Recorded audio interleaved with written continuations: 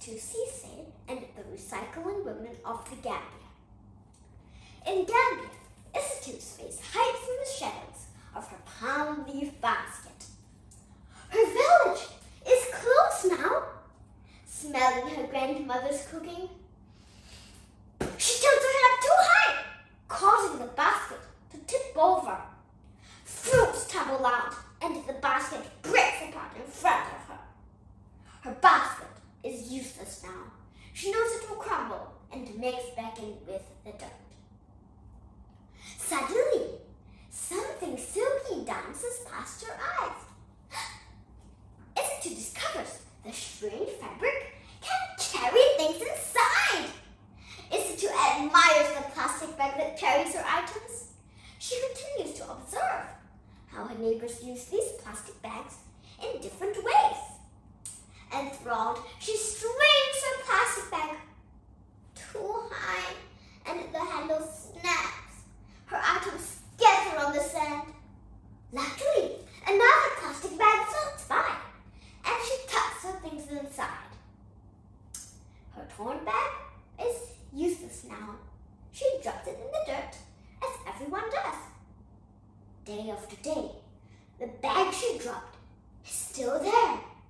Soon, one bag turns to 2, then to 10, then to hundreds and hundreds of plastic bags in the sand.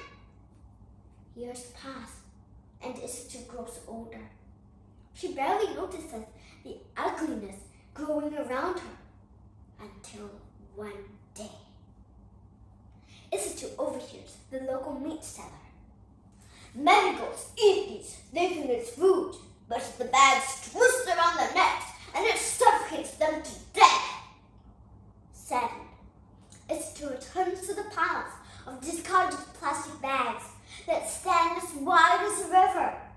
Mosquitoes swarm near dirty pools of water alongside the pile. She knows too much to ignore them now. Holding her breath, she plucks one plastic bag from the pile.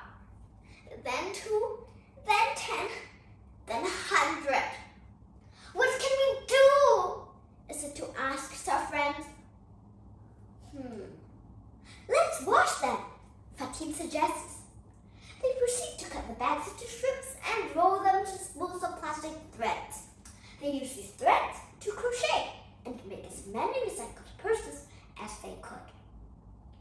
Fingers sore and blistered, they haul the recycled purses to the city market to sell.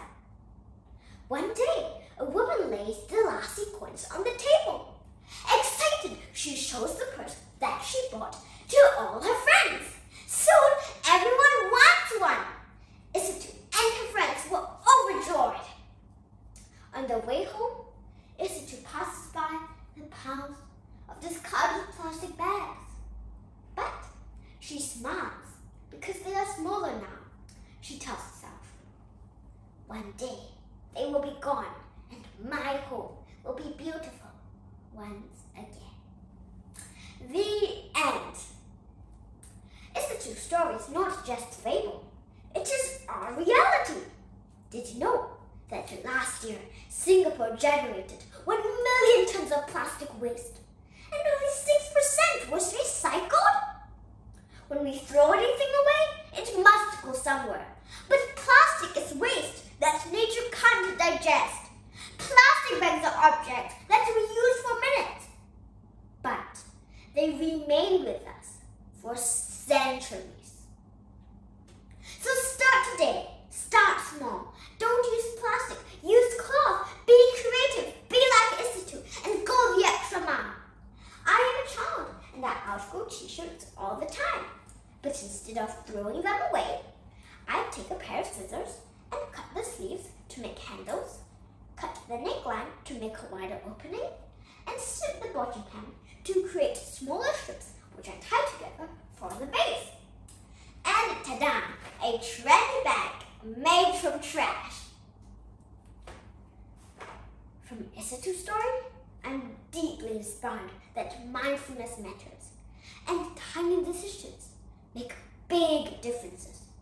And using creativity, we can bring real change.